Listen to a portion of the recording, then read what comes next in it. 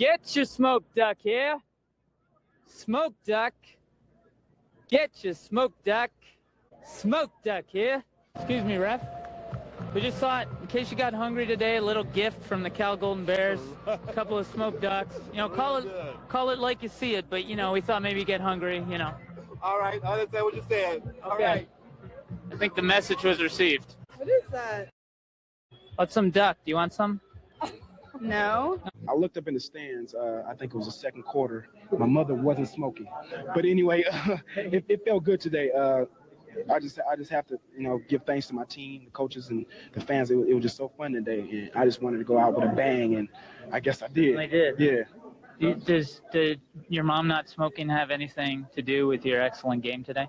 Probably. It was probably good luck, because I think if she smoked, then that probably would have made me run just a little bit slower and something like that, because you know it's not good for you. But like I said, I told her on the phone, I was like, Mom, don't smoke today. Okay. It might do me some wonders, and that's what happened. So she should just quit. Yeah, she should quit altogether. Could I sell you a Bear Territory t-shirt? It's a quality t-shirt. Support the Cal Bears. Bear Territory in the back. $15 for you, only $10 though. What do you think? Oh, we're on the, well, let's see. That's a fair deal. How much? $10 for you. Tell you what, 7.5, and it's your pick. $7.50? Yeah. Will you wear it to big game tomorrow? Yeah. I'll take, if you wear it to big game, I'll take $7.50. Okay, you got a deal. Right now. Jack Elway, ladies and gentlemen, buying a Bear Territory t-shirt. Every Stanford fan should have one. There you go. See how fast they turn around? Ladies and gentlemen.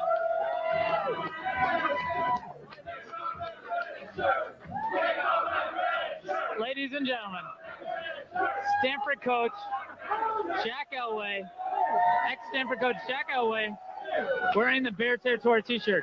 It's on backwards, but it looks beautiful. May the best team win tomorrow. I agree. Thank you very much. Okay. I think this is one of the best Bear Territory moments ever. Don't you think? Gee, let me think. No. Adam Duritz, Dave Barr, Ryan Jameson. Those are just some of the names you'll hear about today. And is it true that Chris and Steve were on a pregame show before the Super Bowl? It's part 2 of our fun-filled walk down memory lane with Chris and Steve from Bear Territory. And if you're interested in what's going on with the transfer portal for football, please be sure to check out the special episode we just released yesterday to share our thoughts on the transfer portal additions we have to the Cal football team. Welcome to Tell the Whole Damn World. It's Monday, January 12th, 2026. The Cal rugby team defeated Cal Poly 101-0. And it's another great day to be a Bear. I'm your host, Reza Serafinijad. We appreciate you tuning in. And in the interest of time, I'm going to spare you the details about who we are and what we're all about. But I will say we would love it if you would please like and subscribe. And we would appreciate you telling all your friends about us. We need your help to tell the whole damn world about us and to grow our audience. And remember, you can go to tellthewholedamnworld.com to watch any of our previous episodes, buy our exclusive Tell the Whole Damn World merchandise, and sign up for our emails. Without further ado, let's get right back into our interview with Chris and Steve from Bear Territory. I mean, this is just it, right? For all the Cal fans out there who, are not familiar, we're going to try to bring back some of these episodes that they did, with their help, obviously, but we would love for all of you to check out what they've got. And if you guys have a channel that you're working on to bring it all back, would love to promote that, because I just think more people have to see some of the great stuff that you guys did from back in the day. And, and speaking of some of the great things that you did from back in the day, we did Little Cardinal Girl, thanks to you guys, during Big Game Week. And that was so much fun to hear again after so many years. But you guys came up with that entire song, right? You did the whole thing, and you were asked to even perform it at the Bonfire Rally prior to Big Game back in the day. Can you tell us a little bit about, how did all of that come together for you to make that song and put it all together? And just one thing, I mean, I'm super interested in that because the Bear Territory I created while sitting in Dwinell Hall in a class that was a music class, a jazz class, right? It was from Africa to New Orleans, jazz from Africa to New Orleans. And so hearing how you thought of that whole piece, I'm excited, man. Share that piece that's with cool. us. You got to tell the Oh, I want to hear that story sometime. Yeah. The next version. That's cool. That'll be part 3. Okay, yeah. I would love to hear about that. That's really, I didn't know that. That's really Hey, cool. Steve, before you go into actually writing it, can I give a little background? So that's interesting you said that because I was in student musicals at Cal. So I was a bass player and I played bass in some of the student productions. Steve is a very good jazz drummer, and he was in the UC Jazz ensembles. Okay. And so we both had a background in music, and in fact, we've written a bunch of songs. Steve, we wrote lyrics, and then Steve performed. You remember the "You Ought to Know" song by Alanis Morissette? So he wrote a parody of that song when it was at its height, that he was the guy she was singing about, and it was his response to her song. And at Live 105 picked it up, and so they were playing that song, and Steve actually sang it live on the morning show. So we kind of have a musical background. Amazing. And he also wrote a parody of the Stanford Ruggers when they quit on the wouldn't play Cal. He wrote a Stanford Ruggers 2001 when they backed out of the rugby game with Cal. And then post show, Steve and I actually wrote a musical which we staged off Broadway in New York City. Yeah. So that was pretty cool. Anyway, so how did you write Little Cardinal Girl? Yeah, so we've always played around with music, but we that song was originally about, there was a flower stand 2 blocks. We lived on the north side in a house where we filmed the show on Walnut Street, and a couple blocks down on Shattuck, like corner of Shattuck and I don't know, Vine maybe. Vine, Shattuck and Vine.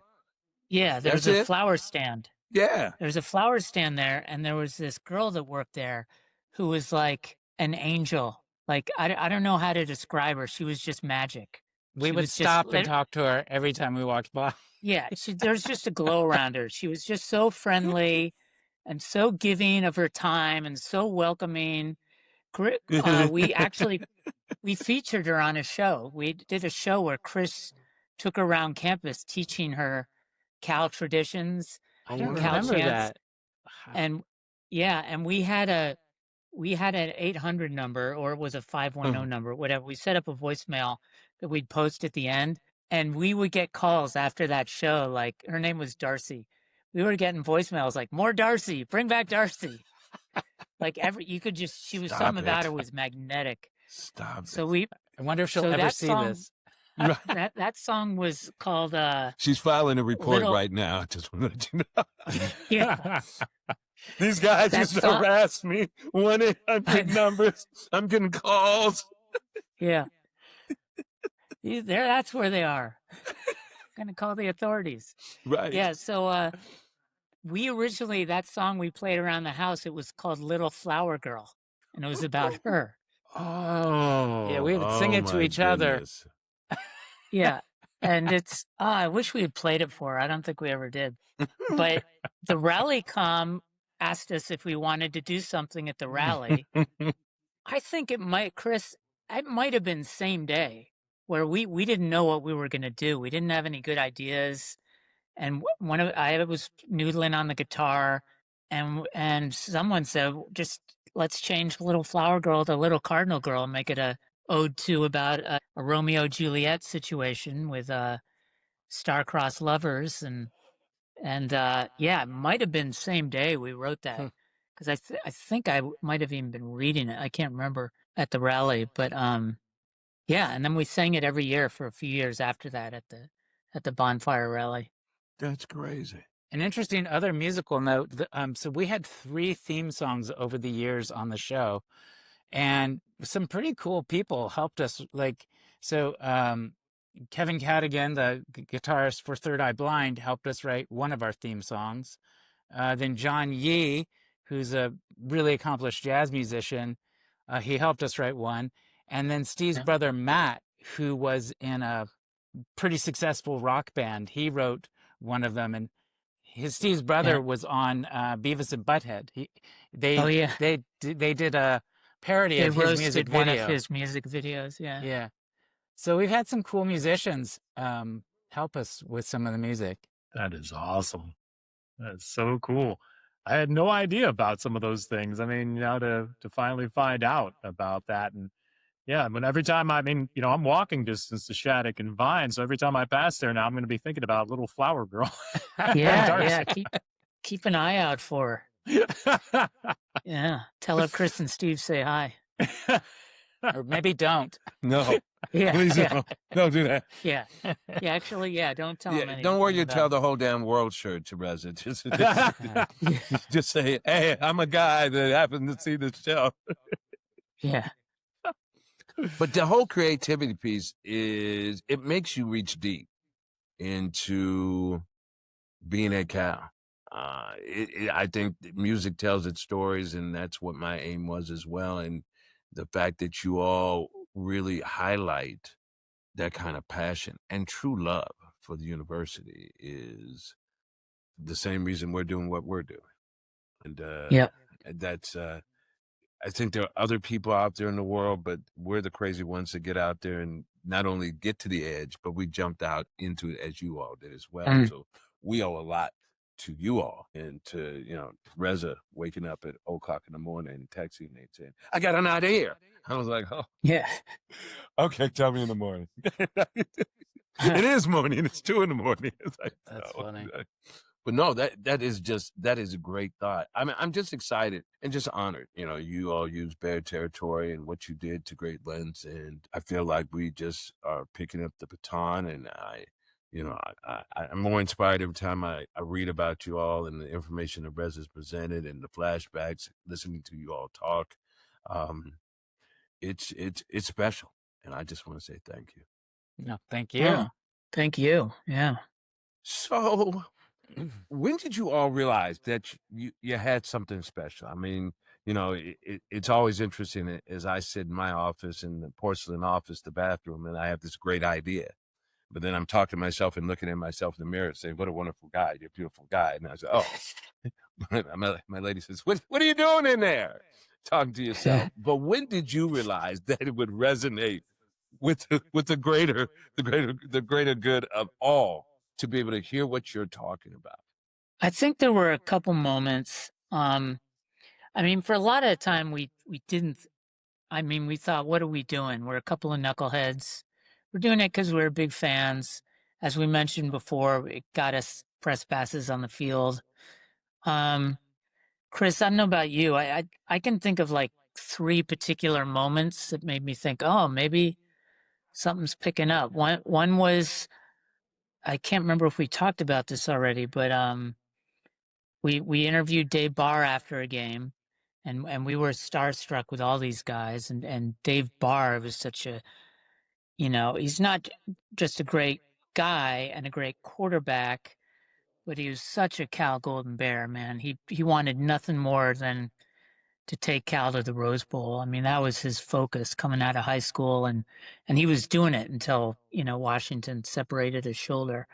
He was on the road, and we interviewed him after a game, and he's just so kind, and he was asking us about our show. Oh, so what is this show? And he was genuinely curious. And so he took our phone number, and that week after the show aired, like as soon as it ended, the phone started ringing, the house phone. This was before we had cell phones. And, I go to the kitchen phone, I pick it up. It's like, hey, this is Dave Barr. Just saw your show, man. Really fun. I liked it. And, I got off the phone, and Chris and I were just like, oh my God, oh my God, oh my God. I mean, we were like kids who just met Santa Claus. It's like Dave Barr, called our number at this house, and he watched the show.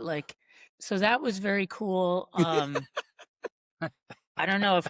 And you couldn't walk around the house. You couldn't walk around the house. You had to go as far as the corner. Yeah. That all happened in the kitchen. Yeah. You got to come in here. Come in here. not to be sexist, but we were like junior high school girls when the phone was ringing and we thought it might be him.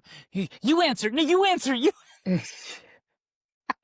I would have lost my mind back in the days if Mike Pawlowski or Russell White called me at home. Like I would have lost my mind. Yeah, it was just unbelievable. So that was huge because we didn't know what these guys thought of us. We're a couple of clowns. We're not. Chris played ball in high school, but I am like so unathletic, and we definitely present as a couple of nerd dork guys. I'm like, God, what do these guys think of these idiots? Like asking these inane questions. And so that was a nice thing to hear that maybe one or maybe some or a few of the players maybe like the show. And then later it became the same with Ryan Jameson. He was a big fan of the show and would come on a lot. But I think the other two moments, one was and Chris, jump in if you want, was after Midnight Madness opening. Do they do Midnight Madness anymore? They don't. No, they they don't. don't. That's That's a crazy. shame. Yeah, they That's should. a shame. They should. Yeah. There's another idea, Reza. Yeah, I got to get that started again. Like it was the first, the rule is teams cannot practice till this date.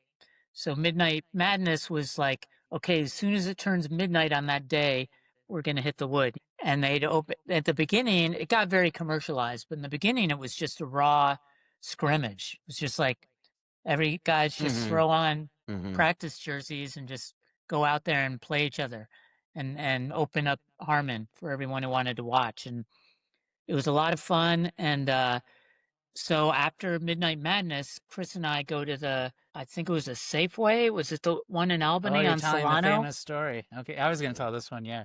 Oh, you can tell it. No, You no, wanna take go. it over?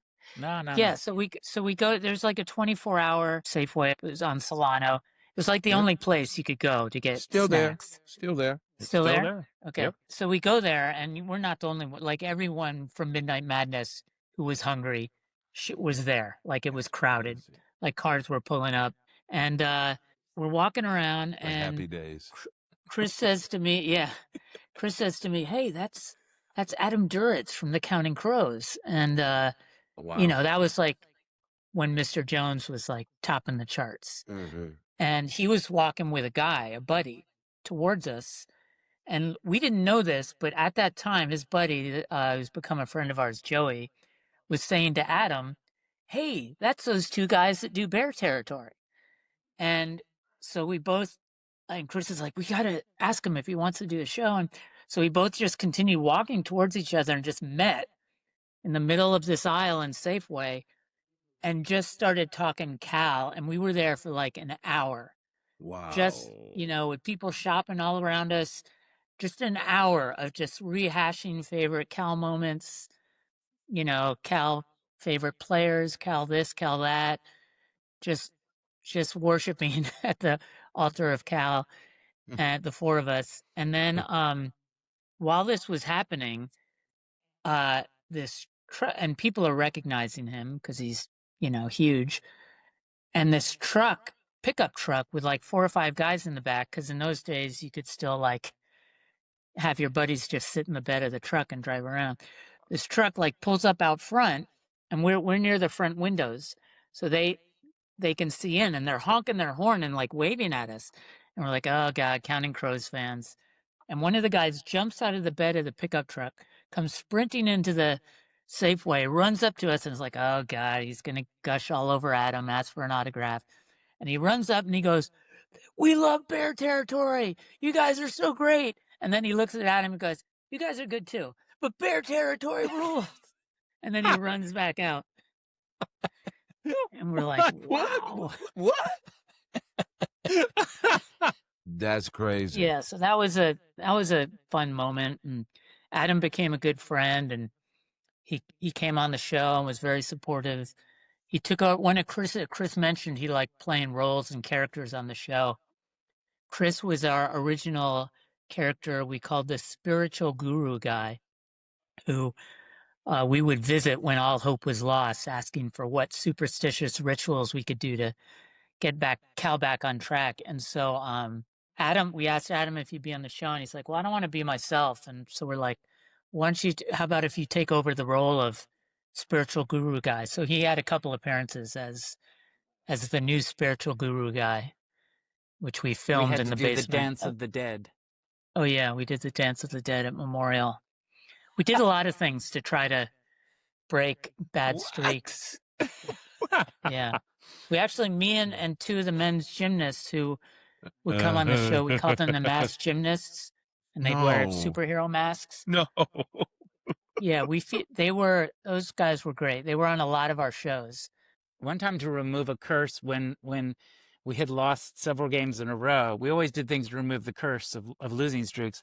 Steve Yeah. streaked across the field in Seattle on Oh, Husky yeah. Field. He ran naked across the field. And it was cold and rainy. There was It was shrinkage. cold. I want everyone to know it was cold.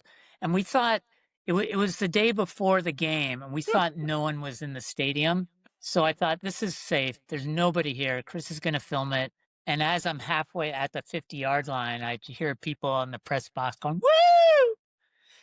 It's like, oh, shit. There's people here. But then we repeated streaking through Sproul with the Jeez. masked gymnasts. The three of Jeez. us. We wore socks, but Oh, otherwise naked. okay, you're safe now. Then I'm sorry. I was gonna. If you're not wearing socks, you're just done. Yeah. Yeah. We Were they didn't- champion socks? Or not? Oh, they were, as big as we could find. Yeah. I'll tell you the moments I had where I thought we were kind of making it. At one point, KPIX wanted to do a little preview or a little bio piece on us, and so they came and filmed us. Who is the reporter? Oh, Wayne Friedman? Wayne Big- Friedman did Yeah, a profile on us, and he was filming.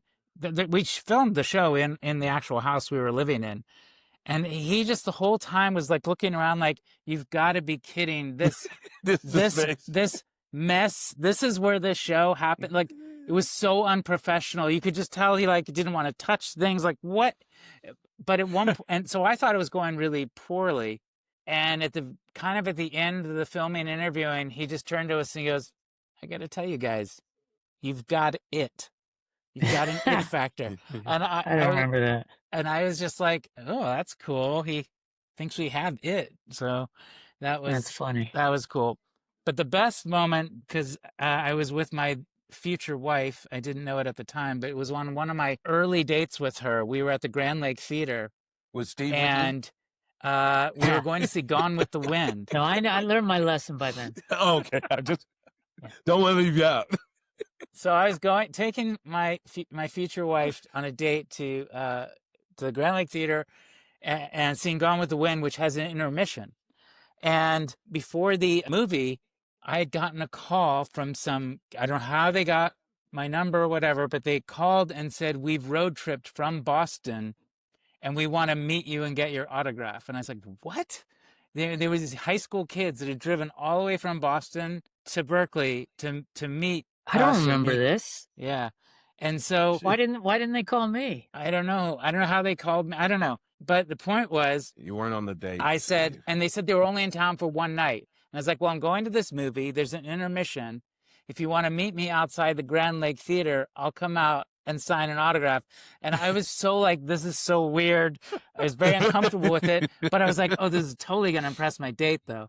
So sure enough, at intermission, I go out there and there's these 4 young guys waiting for me. I sign an autograph for them. And they're saying all these lines from the show back to me.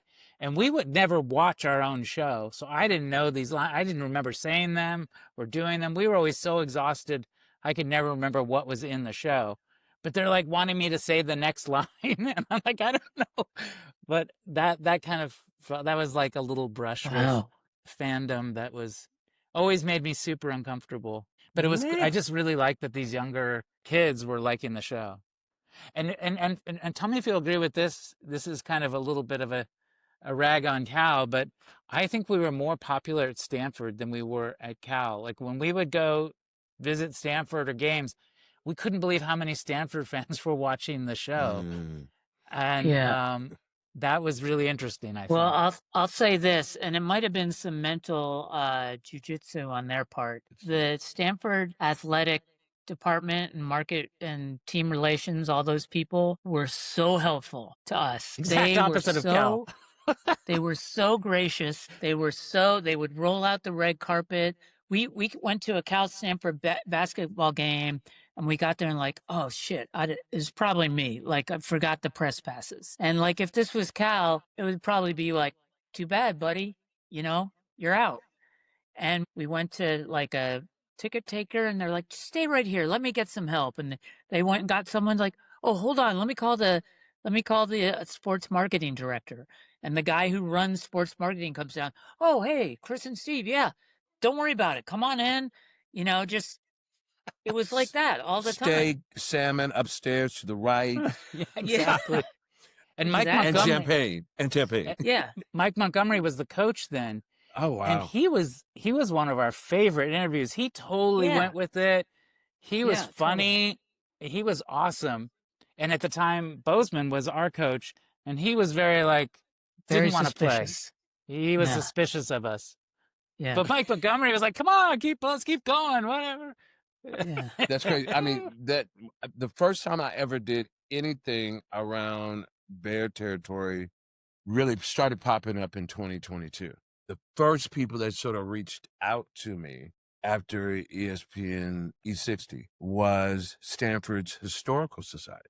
Mm. And I go down there, and I got my Letterman's jacket on, and I have my Bear Territory shirt on, and I go down there, and I get out, and I park right under the business school, and I get out, and I say, oh my goodness, I have to walk across the campus with this Letterman's jacket on. And I said, oh my God, I don't want to do that. So I take the jacket off, and I have the shirt on. And so now I'm just moving quickly. I walk in there, and I walk across the quad at the business school. I walk into the room, and they said, oh, you need to go in this door. And I go to that back door, it's locked. And they said, well, we'll just bring you to the front. I said, okay. I walked down the side. They said, oh, but you need to be over there. So I had to walk across the stage now in front of all these people from Stanford. It's also live streaming. And there people were like, yay, Bear territory. I was like, where are the cameras? I mean, and just like you, like thinking, oh my God, these people are just going to be like, no. They're like, love it. I get a text from Kevin Moen on my phone. He says, you're killing it. Well, I'm watching it live stream. All of us are watching it. It had like 700 people on it. Wow. Go figure. Yeah. Stanford. And I guess they saved our bacon on the whole ACC transfer too. That's true. That's true.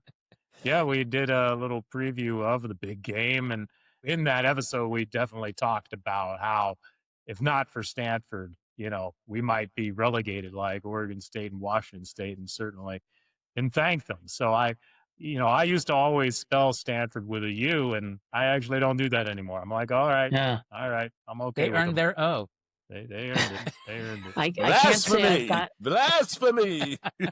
I can't say I've gotten that far. No. I'm still using the U. Yeah, Russ is under the weather. Don't worry about it. He told me before we came on he wasn't feeling that great. His temperature's gone up a little bit. While we're on the subject, why do we call us weenies? That is such a weak dig.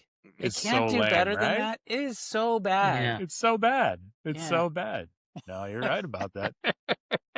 There's Not no very connection. creative. It's projection. They don't have anything similar to Bear Territory, or your show, Bear Territory, right? There's nothing like that over there. So, well, we often lament that, like, if we had been Stanford fans and Stanford students and had Cardinal country, we would have been set for a lot. We would have gotten a studio. We would have been fully funded. We would have been networked up the wazoo, probably writing and TV and film production gigs from here on out. Like, Cal has some big money people, but Brian Maxwell was super generous, and Power Bar was great, and they single-handedly helped us survive. But all the other Cal bigwigs, they're like, pass. This is a total non sequitur, but Steve mentioning sponsors, a funny little aside people might get a kick out of.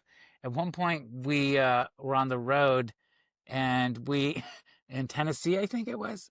Anyway, we in the hotel we were staying at, the Oscar Mayer Oh yeah, Wienermobile Wienermobile. Oh yeah. was parked in the parking lot, and that these two young college kids had the sponsorship gig to drive the Wienermobile all around the country.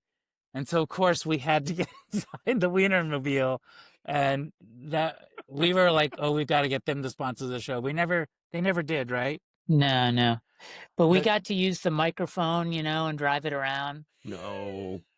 No. Yeah, step away from the wiener is the only thing I can remember.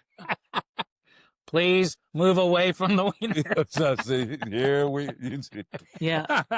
Well, hey, you guys have shared so many great stories with us.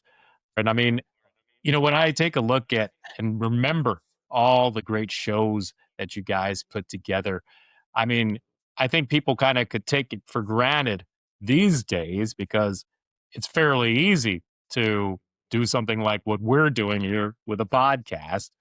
But can you tell us a little bit about all of the work that was involved that you guys had to go through to put those shows together back in the day? Yeah, there was no AI button where just produced the 30-minute show back then. Yeah, which would probably be a better show, frankly, than what we were putting out. But yeah, we had to, we didn't have cell phone. We didn't have mobile phone. There were mobile phones, but most people didn't have them. Certainly didn't have cameras on them. So we had to get, when we got picked up by Sports Channel, they required our public access video quality was poor, to say it nicely. It's a dead And format, SVHS. SVHS. And when Sports Channel picked us up, they're like, you guys got to shoot on Beta, though, Beta SP, which is like the standard TV broadcast, stuff, or at least it used to be. I don't know what it is now. But so we were lucky in that year they came out with a prosumer Beta SP camera. Up until then, Beta SP cameras were, base level $90,000. Wow. That year, we lucked out. They came out with a prosumer one for cheapskates like us at $15,000. So we still had to spend $15,000 on a Beta SP camera. A big chunk of our Power Bar sponsorship money. Yeah. Yeah. Wow. And then the other thing we had to do, up until then, nonlinear editing was rare then. People would do is tape to tape. You had two decks and you'd assemble and edit. You had to go in a linear fashion. If you made a mistake at the beginning, you had to start over. It's not like today where you can insert, move stuff around. I think a good analogy there is a typewriter versus a PC, You had to use whiteout or start your paper all over if you made a mistake. And our first year, we were linear editing. Yeah.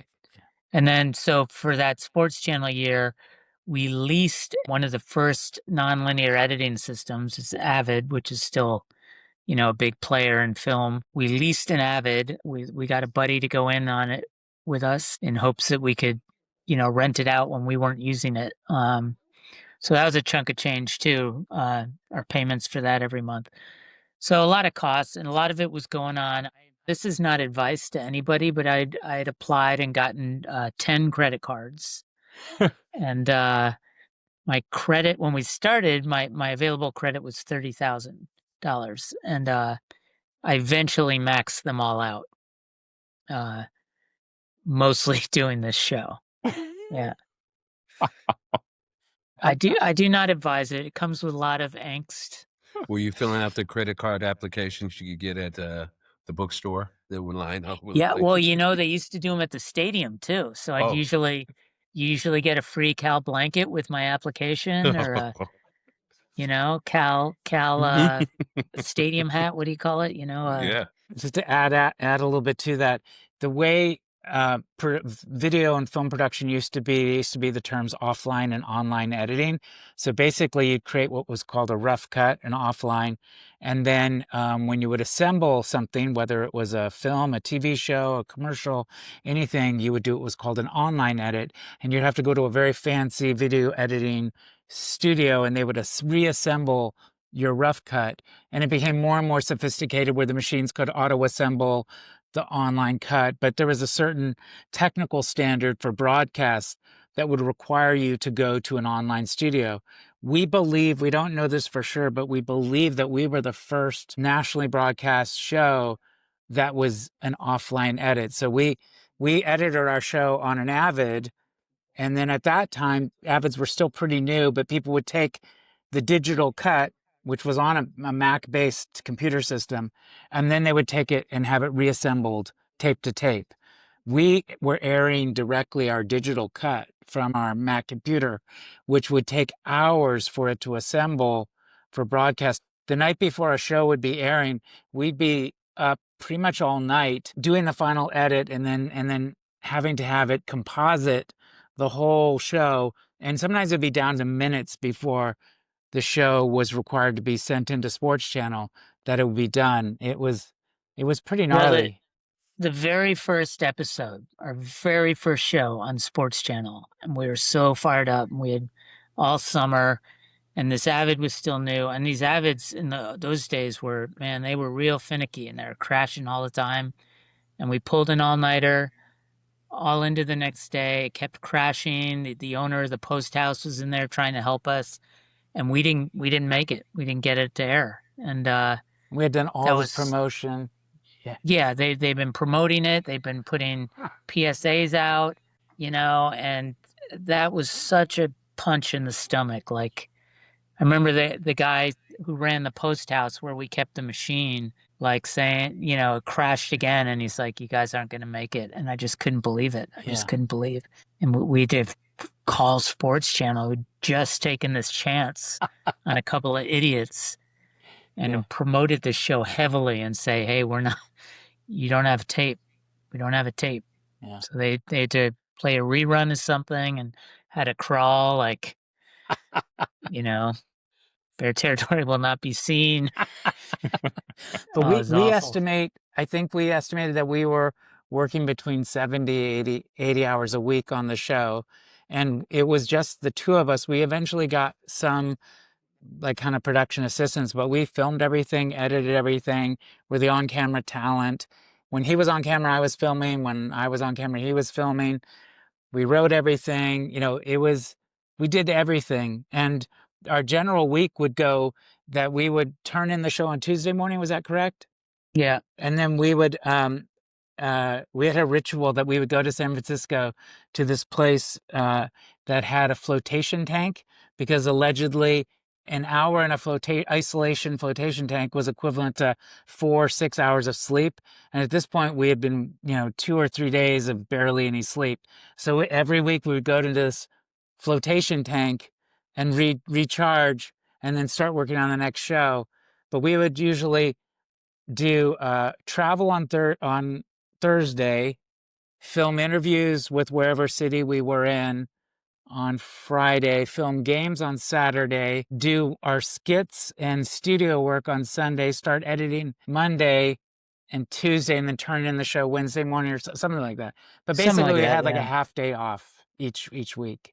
And we would go. You wouldn't know it. You watch those shows now. It looks like we put in about 2.5 hours. Yeah, yeah.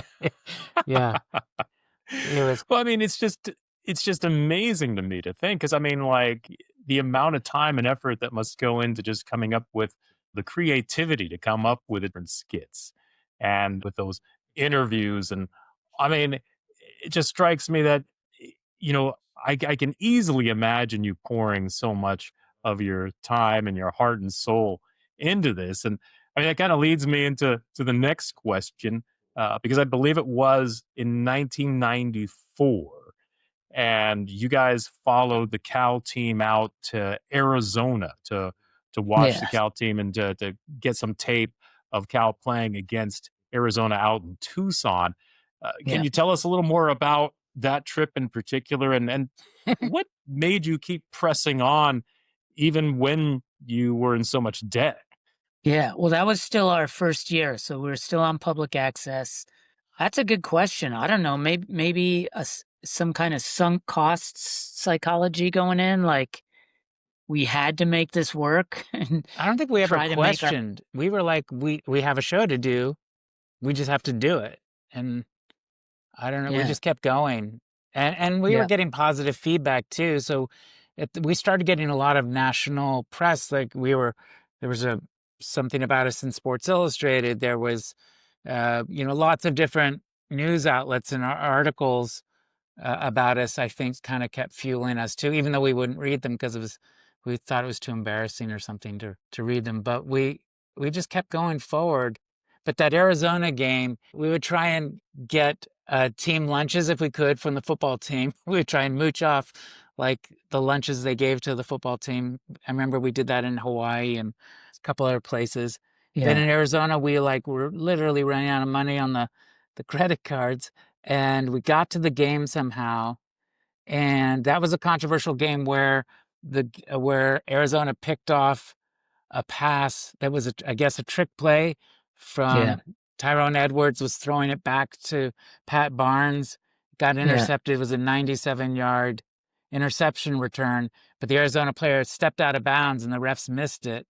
And we were furious because we were standing right there. We saw it, and it was later confirmed that he had stepped out. and But they won by a touchdown. yeah, they so. won by a touchdown. On Yeah. one of our trips to Arizona, Kevin Johnson was watching the football He was on the game. sideline, and we did our typical like we were talking about before. You don't ask if you can interview because you're probably going to get a no. We'd come up behind him and start the question and catch him off guard, and they see a camera and so we think we don't have a place to stay yet. Yeah, And we were in we're Arizona, like, had no money for a hotel room, or we didn't know where we were going to be. We were planning to sleep in a rental car, I think. yeah, and so KJ's on the sideline, so I was like, let's ask him if we can stay at his house. I'm pretty sure it was ASU because he was in Tempe or nearby, and so we don't expect him to say yes, but it'd be a funny moment, we thought. So we come up from behind. We're like, "Hey, Kevin, we're from Bear Territory." He saw we're all dressed out in cow gear. It's like, "Hey, man, we don't have a place to stay. We're wondering if maybe you could hook us up." And he just says like, "Yeah, man, any friend of Cal is a friend of mine. Yeah, you're welcome to stay." And we thought he was just doing it for the camera. And we after we did a little back and forth, we turned the camera off, and he's like, "Yeah, here's the number. This is my assistant. Call her. She'll give you the code to the gate, the driveway gate." And we're like, "What?" And we're like, "Really?" And he's like, "Yeah, no problem. I got guest rooms." And we're like, "Fuck." And then we kind of blew it because it was a night game, and we just went out on the town first. Like we didn't go straight we thought he's gonna let us just go in the guest room. We didn't think we were gonna get to hang out with him. But we were wrong because so we were out. We came there late. It's like midnight, and him and a It was couple other totally guys. dark. They couldn't see the keypad. We're punching in the number. we get there, and him and a couple of guys are like, "Man, we've been waiting up. Like, where you been?" And like I think there were guys from the team too. They were like other basketball players. Yeah, I don't remember. But I just remember like we got to go to bed now. But they were thinking we're gonna hang out and shoot the shit, and we're like, "What?" And so he just like showed us to the guest rooms, and then we actually filmed inside his house. Filmed the guest rooms because we're so excited to be there. We were gonna stunt him by turning off circuit breakers in the house, but we decided against it. But the relationship with Kevin Johnson was great because later when he was on the Dream Team, he was very helpful in that we did a short was that also for Sports Channel? Yep. Okay. We did a 4 or 5 minute short on the Dream Team when they went to USF, and they had one of their last practices before going to the Olympics.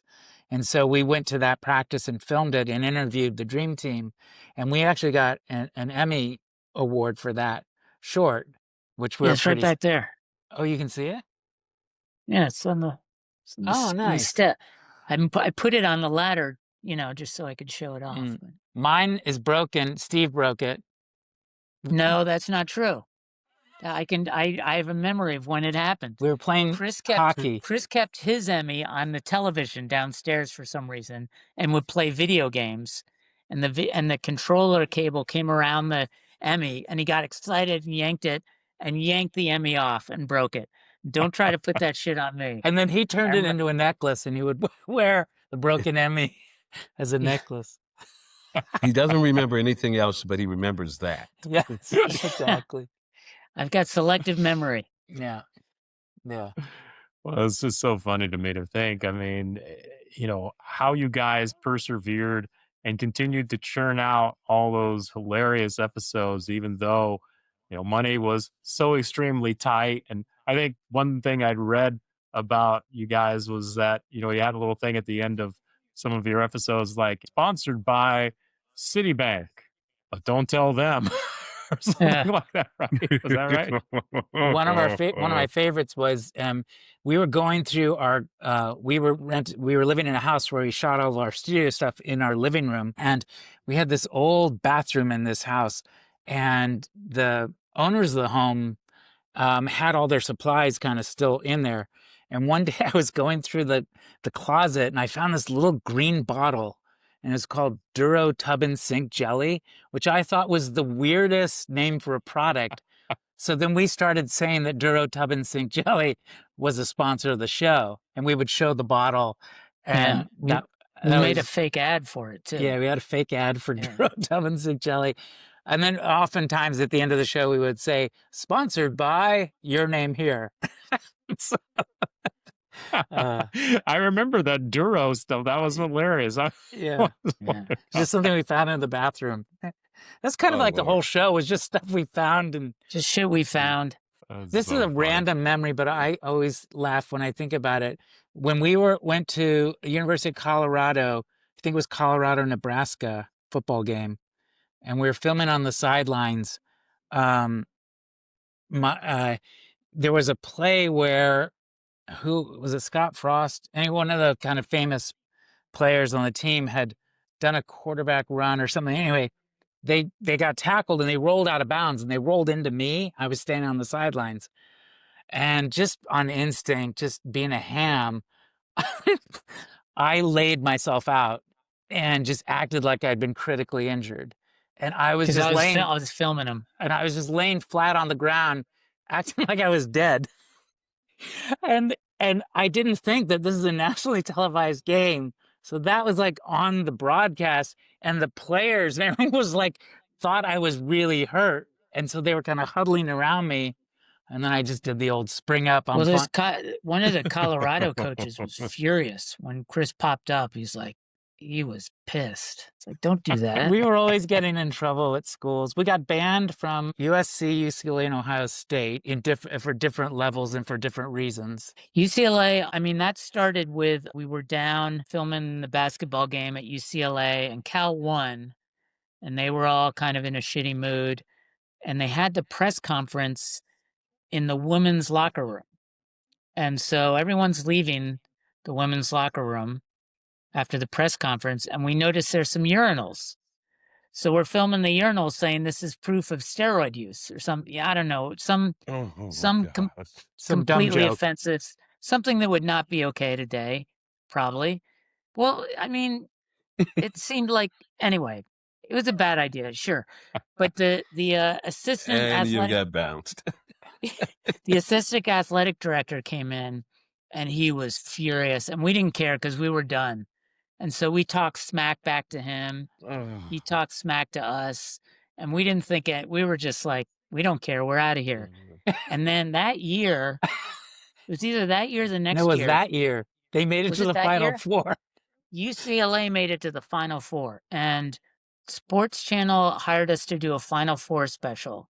And I think it was the Elite Eight was at the Oakland Coliseum. No, yes, that was the game going to Final Four. Yeah. Yeah. And they put a tape on the ground. We were doing all the games at the Oakland Coliseum. We had press passes. And UCLA won their game to go to the Final Four. And so we start to go into the press room, and it's Cal security guys are manning the doors, and they know us, and they're very supportive, and they like us. but they're just laughing. They're like, "You guys can't go in." And we're like, "You're fucking with us, right?" And they're like, "No, man, you can't." The AD, the UCLA AD said you can't go in. I was like, "Who else can't go in?" And they're laughing. They thought it was hysterical. They're like, "Just you guys. You guys are the only ones. You can't go. We can't let you But in." the other thing they did is No. they put masking tape on the sidelines of the basketball That was court. That was USC. That was USC? Okay. That was down at USC. Yeah. Okay. They put a little They- box on the sideline and said we couldn't leave the masking tape box. But But- the UCLA outside that press conference, like the assistant AD comes out because we're like demanding to talk to someone, and he comes out and it's like, oh shit, that's the guy we fucking pissed off in the locker room. And we're like, you guys and we had interviewed Coach Herrick, so we're like, Coach Herrick loves us. And he just goes, believe me, he doesn't. And then is Ray Ratto still writing? Yeah. Yeah, he Ray is. Ratto, like, he had a whole blurb on the Elite Eight, and at the very end, it's like, funniest thing overheard at the Elite Eight. And he recounted that conversation. Chris and Steve saying, Coach Herrick loves us. AD saying, believe me, he does not. I remember Ed O'Bannon gave us the stink eye too. Oh, really? Yeah. Man, those are some So we big had to, names. because we're going to the Final Four, and we wanted to cover UCLA, we had to kiss ass. We sent that guy a letter. Hey, we're just goofs. We're so sorry. So he let us back in at the Final Four. But Well, that's good at least. And then at USC, you got in trouble. We were at the Notre Dame USC game in Notre Dame, and Steve walked onto the field with the USC band in the pregame with because he's making fun of the sunglasses. Are you talking about when the tuba guy hit me with his tuba? This guy just whacked. This guy marching behind me just whacked me with his tuba. I don't blame him. I do not blame him. It did kind of become a shtick for us to get kicked out of places. In fact, one whole episode was us trying to break in to the NBA All-Star game. The Super Bowl. No, that was the All-Star game where we were trying to break into. Oh, because we did a segment for Golden Gate Productions for the Super Bowl where the whole segment was us trying to get into the game. But that was an NBA event. Well, we'll take this offline because Well, yeah, and this was stuff that you guys were doing with the national out of bounds. Yes. Yeah, not bear territory. Right? Yeah. Well, the Super Bowl special was just a one-off. There's a company in Marin called Golden Gate Productions who was producing the show they air before the Super Bowl, and things were big back then, but not as big as I don't think we'd ever get a segment on a pre-Super Bowl show now, but in the mid-90s, like, we were on the hour special before the show, like, doing our dumb shtick. That's amazing. Yeah. That's incredible. That is wild. You all are just, oh my goodness. Yeah. As You're you can not tell, on the list. memories for me, memories kind of all blur together now. It's just a whirlwind as it happened. We never would watch our shows when they would air. So that was always a strange thing to have people remind us of things that had happened because we were always just on to the next show. It was also I always felt embarrassed watching ourselves on television. Because it's a pretty shoddy show. Let's be honest. Like, yeah. Yeah. Right. But I mean, when you think about the times and what people were doing and what people do now today, or the pace setters, if you will, you look at ESPN and all the silly stuff that they used to do all the time. But the work that you all put into us, man, I'm amazed as much that you remember, but it was so cutting edge that you can't forget it, and let it be known on Tell the Whole Damn World, we don't forget you. And folks, when we show them these, the shows here, people are like, oh yeah, I remember. Oh my goodness, where'd you find those guys? And so my question is, what are you doing now today?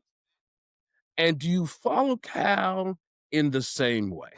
well, Chris absolutely is hardcore Cal, like, watches every freaking game, basketball, football, does not miss a men's minute. and women's. Men's and women's will watch the final minute of a blowout I'm not quite as hardcore anymore.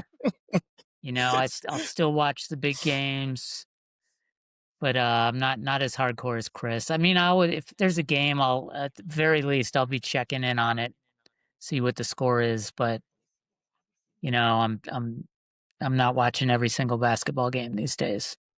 But do you feel it? Do you feel it in your stomach and your soul when you're not watching? Oh yeah. Like No, when it's I'm still somewhere and I'm not watching the game, at some point I'm like, I need a fix. I gotta see who's Yeah. got the game on. Can I duck in a bar, pull my phone up and sort of Bears basketball score? Yeah. Well, Chris will arrange his schedule around it, including my. trips and he got married. There was a football game on the day you got married. I think we had to tape that game and watch it taped. I don't remember. Blasphemy. That was the first time I'd done that. Yeah. Chris did miss the Oregon game at Cal because his first son was being born. So I don't know. It sounds kind of like a lame excuse to me, but I mean, Well, you could have. Just to clarify, this is so embarrassing. My first son's name is Caleb, Cal-lib. And I was watching the Cal comeback in the delivery room, infuriating everyone. I had the Cal game on in the delivery. That's bad. At my brother's wedding in Panama, he still won't forgive me for this. I had them it was the Cal Iowa Alamo Bowl. It was my brother's wedding in Panama, and I had the bar put the game on in the bar, and I kept leaving the reception, checking the score, and he was furious that I kept going over there. He still hasn't forgiven me. When I married my wife, it's an ongoing joke between us. The day before I proposed to her was big game, and I had given her a card, and in the card I wrote, I love big games so much that I want to share it with you. And she was like, and I wrote that as a joke, and she thought I was serious. She was like, oh my God. Then I proposed to her, and I said it was on the condition that if our anniversary ever fell on big game, that big game took priority over our anniversary. Oh my Lord have mercy. Oh yeah, no. Sometimes my priorities are not that great. Between the two of us, Reza would be you. I'm with you, Steve. I'm with you, Steve. My lady told me, after the 5th birthday, Christmas, just by the way, T-shirt, sweat top, hoodie that said Cal. I didn't go to Cal. Oh, you didn't? What? Well, you can try to avoid that whole situation completely by just making sure you get married before the football season begins or after the football season begins. So we got married in late August because I was like, football season's coming up. And we hadn't even known each other 6 months. We got married. And I'm like, we better accelerate this. And 12 years later, couldn't be more happy. Priorities. Good thinking. Babe, the schedule just came out. We've got to move our wedding date. Yeah, we are usually texting each other during football games. So we're like usually exchanging things. We still say we're going to the Rose Bowl if Cal is winning any game. And we actually went to Oktoberfest together. I don't know how many years ago, but it was the Cal Nevada game with the Colin Kaepernick debauchery where we lost. And we had to wake up at something like 3 a.m. and watch the game. Streamed it on my laptop at the hotel and watched that game. That was pretty miserable being in Munich at 4 or 5 a.m. watching Cal lose. That was not fun. Well, the Nevada game, I was there seeing Colin Kaepernick beat us. That was not fun. That was a rough one. All I can remember from that game is hearing, it's another Wolfpack first down. Oh, my God. God, what happened? Yeah. Not a great way to start the season that year. Steamrolled. So what are you all doing now? Tell the world what you're doing. Coming out of Bear territory, the skill I was left with was editing. So that's how I've been paying the bills ever since, is primarily as an editor, also post-production producer, some writing, a little bit of writing. I've been working on a couple of cartoons I'm trying to sell. Chris is a writer. Well, I let Chris talk. Mm. He can talk. He knows Steve's how to talk. Steve's an amazing editor. He edits for NBC and different things. He's very accomplished. He's being very humble. I started a production company with some other people after Bear Territory, and we produced large corporate events. So I became a senior creative director, producing product launches and corporate communications, live events, and did a lot of work for Silicon Valley companies. So we're working with Cisco Systems, Sun Microsystems, Apple, Gap, Banana Republic, all the usual suspects. So we did producing things for them for years. Then when I moved to the East Coast, I continued to freelance as a creative director and now writing full time. And I just finished my first novel. So I'm now in the process of trying to sell that. Nice. And there's a couple of I think we both have projects we've talked about, Cal related. We both have book ideas. My book is called Third and Forever: The Woes of Being a Cal Fan During Hard Times. Oh boy. And I'm thinking about having a compilation, Bestseller. Thinking about asking, people like you, other big names in the Cal environment to contribute their personal biggest gut punch moment of being a Cal fan. Because there's plenty to choose from. Let's be honest. Yeah. Third and Forever. Unfortunately, I remember them all. What's my Cal book? You told me you were talking about a book of Cal fan traditions. The Cal Bible. Yeah. Cal Bible. Yeah.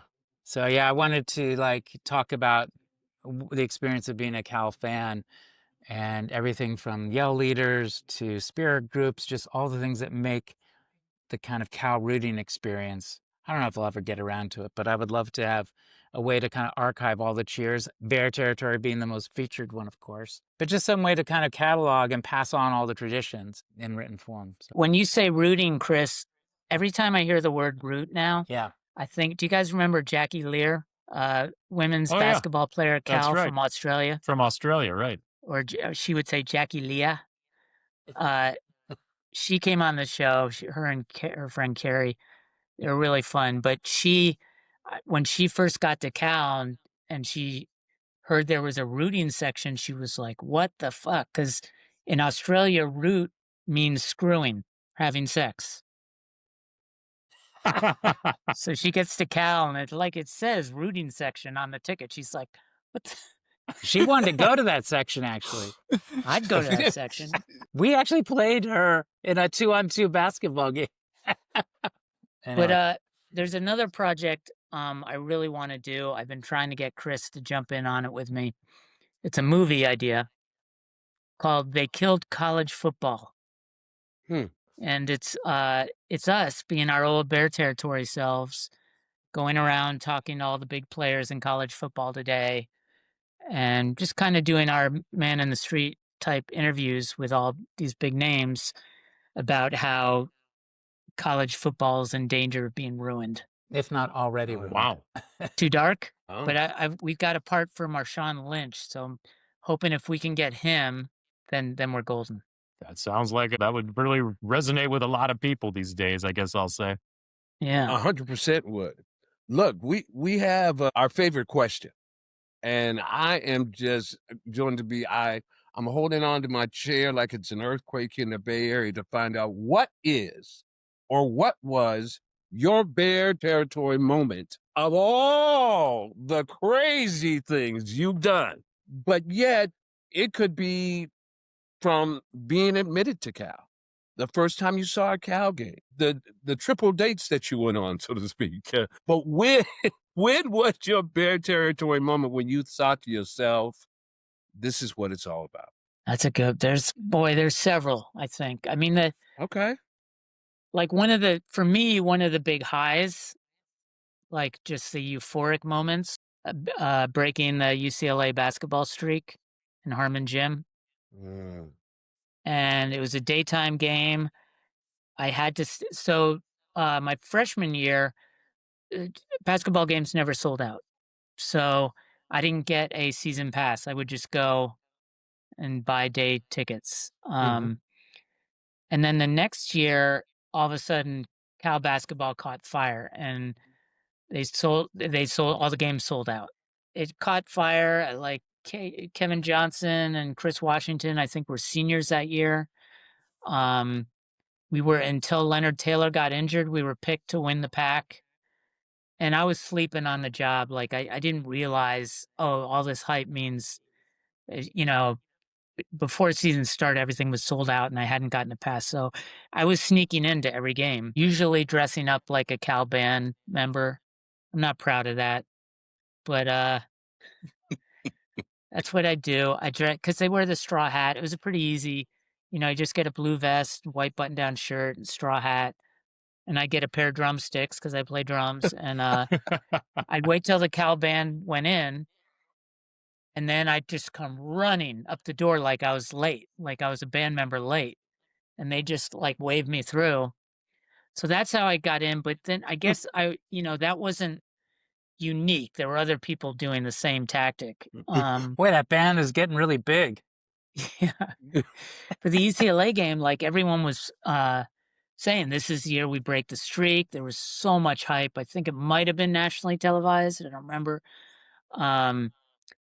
And word got out that the band was going to wear something different to stop people like me from sneaking in. So I was like, damn, what am I going to do now? Now, the other thing back then, they had student volunteers acting as security in the aisles. So you could sign up as a volunteer, and it was just jeans and a white button-down shirt. And I can't even believe that. You just have people volunteer to act as security. So I thought, okay, I'm going to show up dressed like they dress, and I'll show up early. And I'll just say there must be a mistake, so I did that. They're like, your name's not on the list. And I'm like, are you sure? Like, I got hired. I'm covering for somebody. They're like, dude, no, go away. So I'm like, how am I going to get in? And I walk out, and the line for that game was on Harmon Steps. And it was massive. And it went all the way up Lower Sproul. And, people were there so early for that. I think it was a 3 p.m. game. And there's just this big mass of people, and I see people. So I'm kind of talking to people in the crowd, to people I know, and I'm like, I don't know how I'm going to get in. And then the UCLA bus drives up that drive because they don't know to go around the back. So they drive up to the front of Harmon Steps, and the team gets off, and they're going to go up the stairs and go in the main entrance as opposed to around the back like the teams normally do. And so the crowd starts partying. Everyone's booing, like the UCLA team's getting off the bus. Everyone's booing them, and they're just making enough room so that they can walk single file up the steps into Harmon Gym. And so I run around the back of the bus, and as people are coming off single file, it's not just players, it's like coaches and like staff. Oh, no. And I'm just like, I could be staff. And I just get in between 2 UCLA players. And I just walk in that single file line, and the crowd's just, everyone's screaming at us, you fuckers, go home, and I'm like keeping my head down. And I just walked in with the UCLA team. Somebody in the crowd is probably going, Steve? Yeah, well, that was before the show, so no one knew me back then. But oh my goodness. So I walked in and had my pick a seat. Like, no one was in the gym yet. Like, just had to try to not get kicked out before the fans came in. So that was, anyway, the point is that when Chris Washington stole that inbound pass, like I remember very little of that game, but I remember we got up by 2 or 4, and you're starting to feel it, and the play, it was so loud. We talked about before how loud that gym was, and it was so insane. It was so loud. And we get up by 2 or 4, and Chris Washington, people might not remember him as well as Kevin Johnson, but they were the 2 fastest guards in the pack. The 2 of them, they're both speedsters. And I think Chris Washington got a layup. I might not be remembering this right, but we're starting to feel it. And that UCLA inbounds it, and he just turns around and steals the inbounds pass and puts up another one, and the place just just went bananas. I remember, the crowd storms the court. I remember they cut down the nets, and I don't think they brought out ladders, if I remember correctly. I think the guys hoisted themselves up, and that was the first time I'd ever seen nets being cut down. Yeah. So I always assumed that that's how it happened. That the moment was so insane that some guy just fucking climbed up and did it. Like the first time I saw a ladder, I was like, "What's that?" That's and I remember Ernie Sears standing on top of the rim after they cut the nets down. Yep. And the band's playing Louie Louie for Coach Campanelli. And I remember seeing Ernie Sears like standing on the rim, like dancing. And it was and the whole court was completely packed. Everyone was jammed in there. Everyone was dancing at the Cal band. It felt like an hour maybe. Like no one wanted to leave. It was awesome. That's bear territory. Yeah. And you, Chris? Well, the obvious choices are that moment and the play, but I'm going to pick a little moment that no one else will remember. But Cal upset USC in a football game, and I believe it was Ricky Spears had intercepted the pass to win the game. Okay, we're into Chris memory, so I might have some details wrong, but I just remember being at Henry's after the game, and Ricky Spears was sitting there in Henry's, and the band had come in, and people were just hanging out and just sitting with some of the players, and the kind of the glow of this game. It just felt really cool that, like, okay, the players are right here with the students. There's not some big separation. People are just hanging out, and it just felt like such a great moment being in Henry's sometimes in those post game moments, like late hours. Just felt very special. So that's what comes to my mind is just a kind of quintessential Cal moment. I love it. No, that certainly qualifies. No, both of those Absolutely. bear territory moments for sure. And Speaking of memory, yeah. it could have been Eddie Javis and not Ernie Spears. It was Eddie Javis. It's yeah. Eddie Javis. Was it? Yeah. He was the one dancing. Yeah. I mean, there was someone on both ends. I remember Eddie players on Javis both because I ends. just remember Eddie in general. But All the famous pictures are of Eddie, but Ernie might have been on the other basket. Maybe. Yeah, They put all the really cool Cal people on one end cheering for Eddie, and then some of the losers were over there with Ernie. Oh, I see. Yeah, they put. Which end were you on again? Yeah.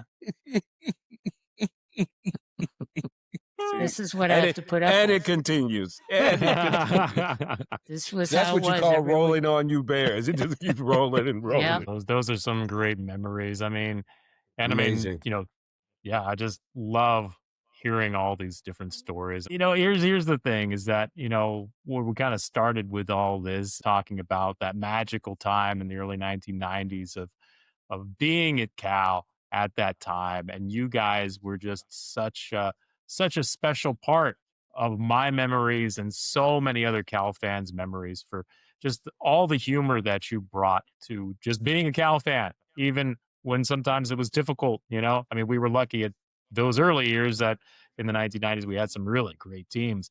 But to see your passion and how you took that passion and made it into something. And like Ahmad said, it's really not an exaggeration to say that because of you guys were part of the inspiration for helping to pull this podcast together and bringing back these memories and sharing all of these stories with the world. So we couldn't thank you both enough for making the time here. And just would love to stay in touch. Well, it's circles upon circles because, Ahmad's cheer inspired us kind of to do the show.